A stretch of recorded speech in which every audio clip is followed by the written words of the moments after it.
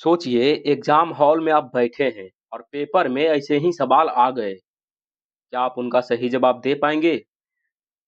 आज हम लेकर आए हैं बिल्कुल वैसा ही टफ क्वेश्चन सेट जो आपकी असली तैयारी का आईना है। नमस्कार दोस्तों, एसपी मोटिवेशन में आपका स्वागत है। आइए मिलकर सपनों को हकीकत में बदलें। दोस्तों, आज हम लेकर आए हैं सबसे कठिन एमसीक्यू सेट वन जो सीधे बिहार जीविका एग्जाम 2025 में पूछे जा सकते हैं। यहाँ आपको हर प्रश्न का आंसर और डिटेल्ड एक्सप्लेनेशन मिलेगा ताकि आपकी तैयारी और मजबूत हो सके। तो चलिए शुरू करते हैं बिना समय गवाए block project manager exam booster series को। तो दोस्तों, यहाँ पे हम देखने वाले हैं BPM MCQ practice set 2025 hardest questions with detailed explanation. और ये जो होगा हमारा वो सेट वन होगा।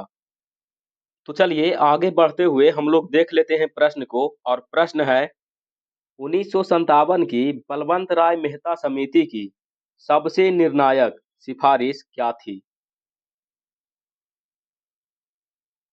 सही ऑप्शन हो जाएगा बी, तीन स्तरीय पंचायत व्यवस्था जिसमें ग्राम समिति, पंचायत समिति और जिला परिषद शामिल है।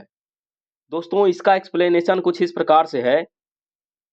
बलवंत राय मेहता समिति 1957 ने सामुदायिक विकास कार्यक्रम की समीक्षा के बाद तीन स्तरीय विकेंद्रीकृत ढांचा सुझाया और विकास कार्यों का स्थानीयकरण व जन भागीदारी पर बल दिया। इसी के आधार पर 1959 में राजस्थान से औपचारिक पंचायती राज शुरू हुआ। चलिए अगले प्रश्न की ओर बढ़ते हैं। और प्रश्न है 73वें संवैधानिक संशोधन 1992 के तहत कौन सा प्रावधान ग्राम सभा की भूमिका को संस्थागत करता है?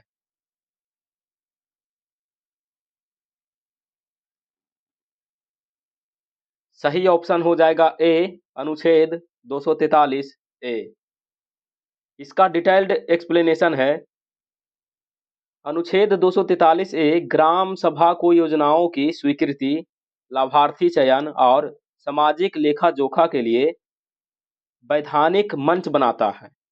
243 आई राज्य वित्त आयोग, 243 के राज्य निर्वाचन आयोग और 243 एच पंचायतों के कर अधिकार से जुड़ा है। चलिए अगले प्रश्न की ओर बढ़ते हैं। और प्रश्न है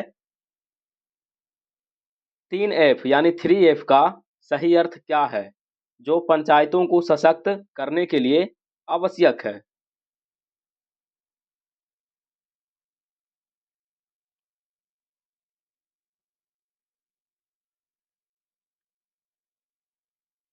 सही ऑप्शन हो जाएगा बी, फंक्शंस, फंड्स, फंक्शनरीज।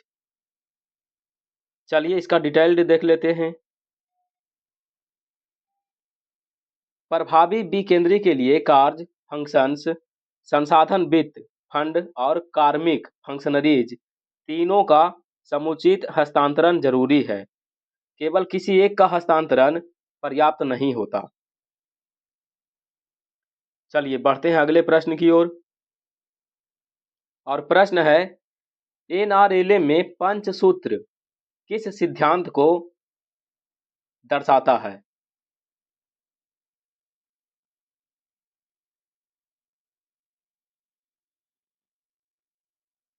सही ऑप्शन हो जाएगा बी, नियमित बैठकें, नियमित बचत, नियमित अंतरीण अंतरीण, समय पर पुनर्भुगतान और अद्यतन लेखा। चलिए इसके डिटेल्ड को देख लेते हैं। पंचसूत्र एसएचजी की गुणवत्ता के 5 स्तंभ है जो वित्तीय अनुशासन और सामूहिक निर्णय प्रक्रिया को टिकाऊ बनाते हैं। दोस्तों, सेशन कैसा लग रहा है आप लोग कमेंट बॉक्स में जरूर बताइए और वीडियो को लाइक कर दीजिए जिससे हमें मोटिवेशन मिलता रहे और हम आपके लिए ऐसे ही क्वेश्चंस का सेट लाते रहें। एसएचजी बैंक लिंकेज प्रोग्राम का प्रस्थान बिंदु क्या माना जाता है? सही ऑप्शन हो जाएगा बी। 1992 में नाबार्ड द्वारा SHGBLP की शुरुआत।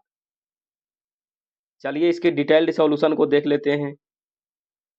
1992 में नाबार्ड प्रेरित SHGBLP ने अनौपचारिक बचत समूहों को औपचारिक बैंकिंग से जोड़ने की राह खोली। बाद में NRLM ने इसे गति दी, पर आरंभ 1992 माना जाता है। चलिए बढ़ते हैं अगले प्रश्न की ओर, और प्रश्न है रिवॉल्विंग फंड RF व कम्युनिटी इन्वेस्टमेंट फंड यानी CIF के सटीक भेद का चयन करें।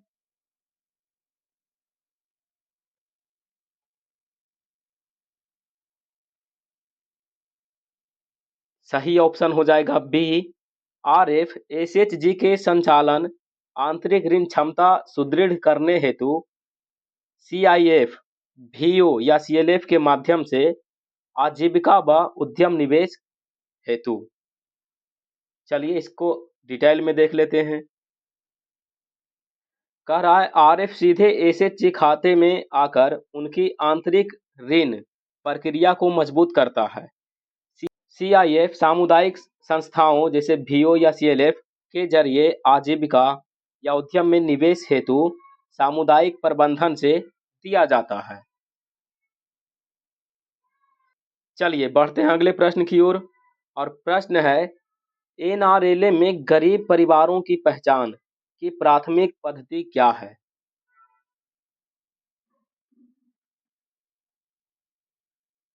सही ऑप्शन हो जाएगा सी। पार्टिसिपेटरी आइडेंटिफिकेशन ऑफ पुअर, जिसको PIP भी कहा जाता है, ग्राम सभा द्वारा। कह रहा है NRLM सामुदायिक आधारित PIP पर बल देता है ताकि बहिष्कृत व अति संवेदनशील परिवार छूट ना जाए और स्थानीय सामाजिक मानदंडों के अनुरूप समावेशन हो। चलिए बढ़ते हैं अगले प्रश्न की ओर, और प्रश्न है जिला स्तर पर योजना का प्रमुख कार्यकारी निकाय किस समिति या परिषद को बनाने की अनुशंसा अशोक मेहता समिति 1978 ने की थी।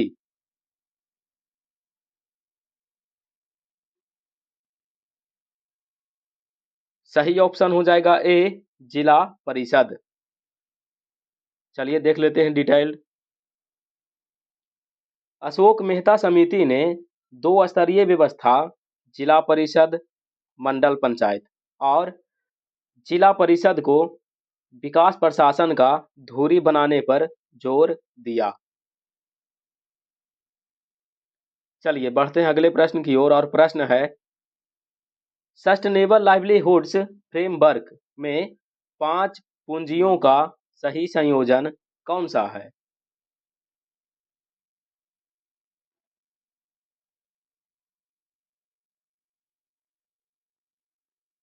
सही ऑप्शन हो जाएगा ए, प्राकृतिक, भौतिक, मानव, सामाजिक और वित्तीय। इसका डिटेल्ड है DFID SLF 5 asset, natural, physical, human, social, financial को वल्नरेबिलिटी, कॉन्टेक्स्ट व संस्थागत नीतिगत प्रक्रियाओं से जोड़कर आजीविका रणनीतियां व परिणाम समझाता है। चलिए अगले प्रश्न को देखते हैं, और प्रश्न है वैल्यू चेन अपग्रेडिंग का कौन सा प्रकार नहीं है।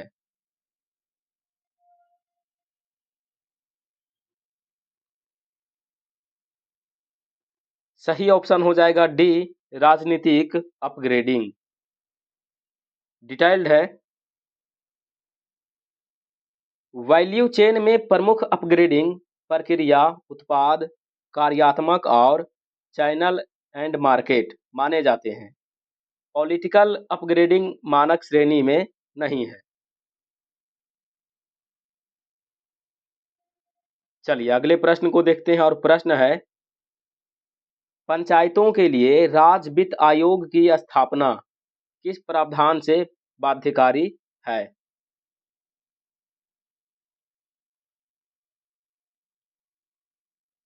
सही ऑप्शन हो जाएगा सी 243 आई।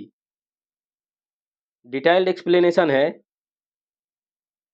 अनुच्छेद 243 आई राज्य वित्त आयोग को हर 5 वर्ष पर गठित करने का निर्देश देता है ताकि पंचायतों या नगर निकायों के बीच संसाधन वितरण की सिफारिश की जा सके। चलिए अगले प्रश्न को देख लेते हैं और प्रश्न है, ग्रामीण गरीबी मापन में तेंदुलकर समिति 2009 का मुख्य योगदान क्या था?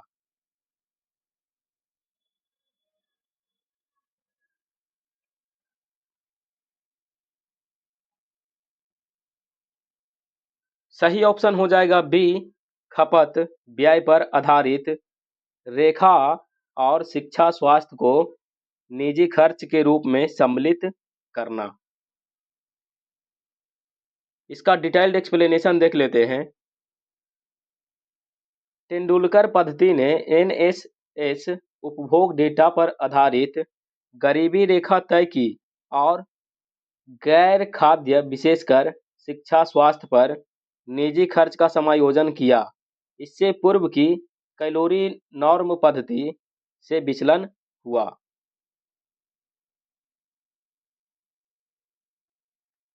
अगला प्रश्न देख लेते हैं और प्रश्न है, एसएचजी की आदर्श सदस्य संख्या पर एनआरएलएम का दृष्टिकोण क्या है?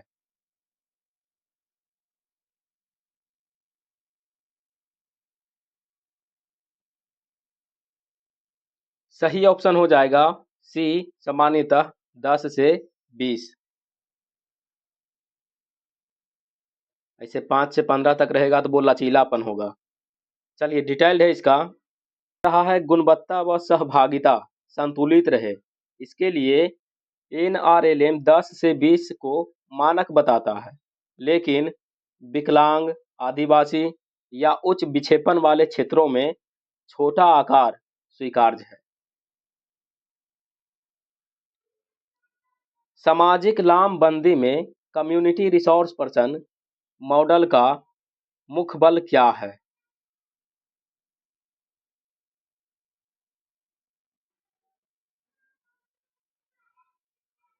सही ऑप्शन हो जाएगा बी सहकर्मी टू सहकर्मी, सीखना व अनुकरणीय व्यवहार का प्रसार। एक्सप्लेनेशन है, सीआरपी वही महिलाएं प्रैक्टिशनर होते हैं जिन्होंने अपने समुदाय जिलों में एसएचजी प्रक्रियाएं सफलतापूर्वक अपनाई। वे अन्य गांवों में जाकर व्यवहारिक प्रशिक्षण हैंड होल्डिंग करती है। अगला प्रश्न है, वित्तीय समावेशन के परिप्रेक्ष्य में 1969 का बैंक राष्ट्रीयकरण ग्रामीण अर्थव्यवस्था को कैसे प्रभावित करता है?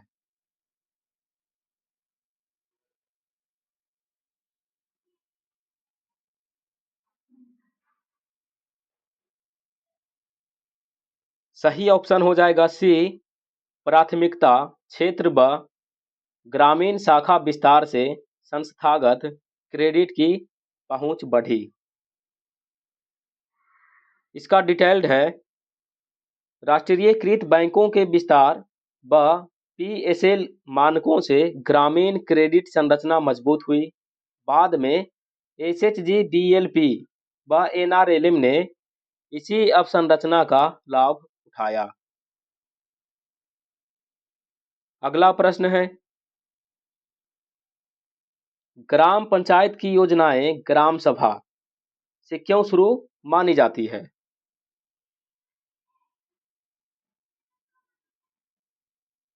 सही ऑप्शन हो जाएगा बी लाभार्थी चयन, प्राथमिकता निर्धारण व सामाजिक लेखा जोखा का संवैधानिक मंच ग्राम सभा है। इसका एक्सप्लेनेशन है, ग्राम सभा सहभागी शासन की कुंजी है। यहाँ से माइक्रो प्लानिंग, पारदर्शिता और जवाबदेही की प्रक्रिया आरंभ होती है।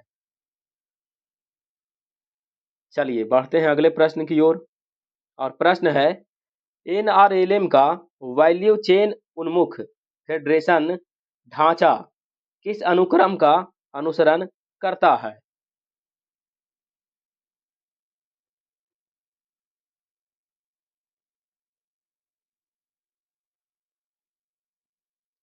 सही ऑप्शन हो जाएगा ए, पहले एसएचजी फिर वीओ उसके बाद सीएलएफ या बीएलएफ।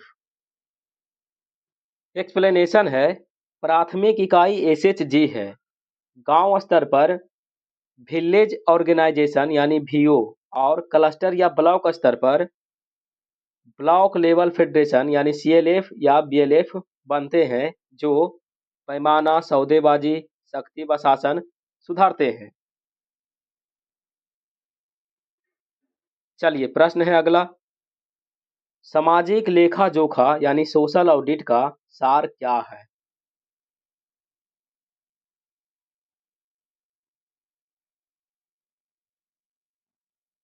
सही ऑप्शन हो जाएगा बी, समुदाय द्वारा योजनाओं खर्च परिणामों की जांच पड़ताल व सार्वजनिक सुनवाई।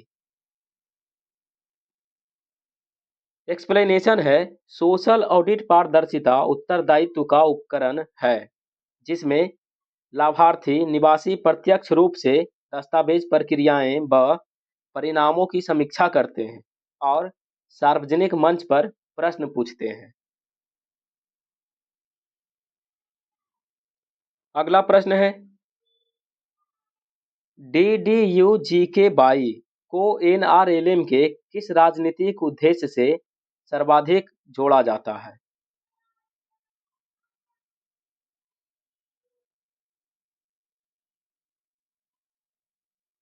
सही ऑप्शन हो जाएगा सी, प्लेसमेंट लिंक्ड कौशल विकास द्वारा आजीविका उन्नयन। एक्सप्लेनेशन है, DDU-GK-22 ग्रामीण युवाओं आमतौर पर 15 से 35 वर्ष के लिए कौशल प्रशिक्षण व प्लेसमेंट उन्मुख कार्यक्रम है, जो परिवारों की आय विविधता व गतिशीलता बढ़ाता है। अगला प्रश्न है, 11th शेड्यूल 11वीं अनुसूची का प्रमुख महत्व क्या है? सही ऑप्शन हो जाएगा बी, 29 विषय जिन पर राज्यों द्वारा पंचायतों को कार्य सौंपे जा सकते हैं। इसका एक्सप्लेनेशन देख लेते हैं। कह रहा है, 73वें संशोधन के साथ जोड़ी गई 11वीं अनुसूची ग्रामीण नियोजन, कृषि, जल, सड़कों, शिक्षा, स्वास्थ्य, आजीविका आदि 29 विषयों को सूचीबद्ध करती है, ताकि पंचायतों को कार्य वितरण संभव हो।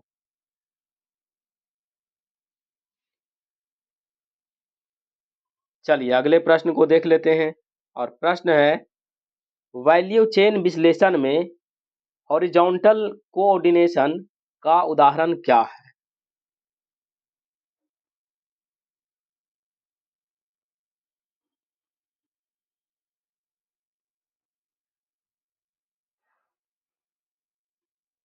सही ऑप्शन हो जाएगा बी, कई एसएचजी या उत्पादक मिलकर थोक खरीद या साझा विपणन करना। डिटेल्ड एक्सप्लेनेशन है, क्षैतिज समन्वय समान पायदान के अभिनेता जैसे किसान या एसएचजी का सहयोग है, जिससे पैमाना, लागत कमी व मोल भाव शक्ति बढ़ती है। ऊर्ध्वाधर समन्वय सप्लाई चेन के अलग अलग पायदानों में होता है। अगला प्रश्न है, MIS एंड M&E में सही युग्म चुनें।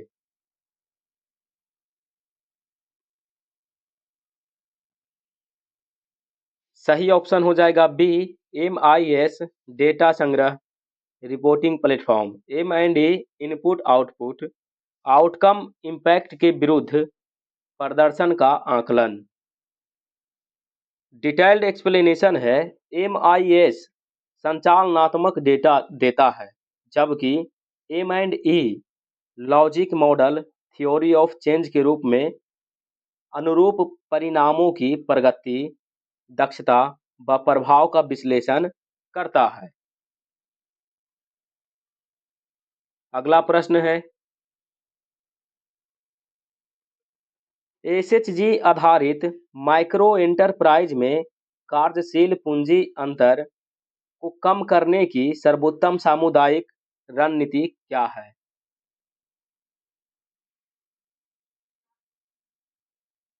सही ऑप्शन हो जाएगा बी, वीओ या सीएलएफ के पारस्परिक गारंटी तंत्र व घूर्णन निधि से ऋण का पुल बनाना।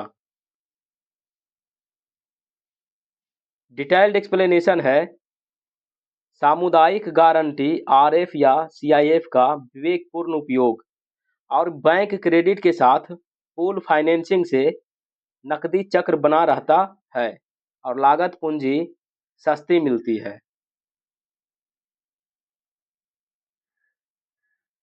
अगला प्रश्न है,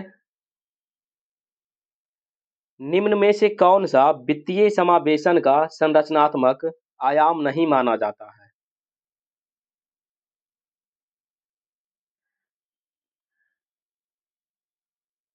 सही ऑप्शन हो जाएगा डी, केवल उच्च ब्याज दरें सुनिश्चित करना।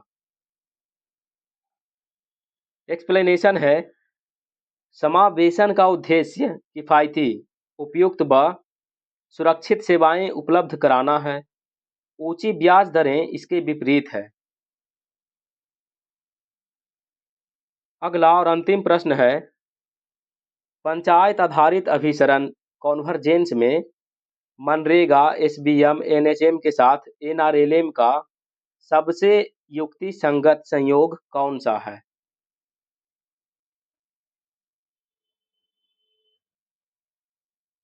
सही ऑप्शन हो जाएगा ए, मनरेगा से आजीविका परिसंपत्तियां जैसे तालाब, मेड़बंदी। एसबीएम से स्वच्छता टॉयलेट, एनएचएम से पोषण स्वास्थ्य दिवस, एसएचजी या वीओ से योजना प्रस्ताव व सामुदायिक निगरानी करें। इस प्रश्न का एक्सप्लेनेशन देख लेते हैं। एक्सप्लेनेशन है, अभिसरण का मकसद है परिसंपत्तियां या सेवाएं एसएचजी परिवारों तक प्राथमिकता से पहुंचे, लागत कम हो और ग्राम सभा या वीओ के माध्यम से योजना चयन, क्रियान्वयन व सामाजिक लेखा सुदृढ़ हो। तो दोस्तों, यह थे हार्डेस्ट एमसीक्यू विथ एक्सप्लेनेशन, जो आपकी तैयारी को अगले स्तर तक ले जाएंगे। अगर यह वीडियो आपके लिए मददगार रहा हो तो इसे लाइक और शेयर जरूर करें और हाँ, चैनल को सब्सक्राइब करना मत भूलिए ताकि आने वाले और भी एमसीक्यू और स्पेशल प्रैक्टिस सेट आप तक सबसे पहले पहुंचे। याद रखिए, प्रैक्टिस ही सफलता की असली चाबी है।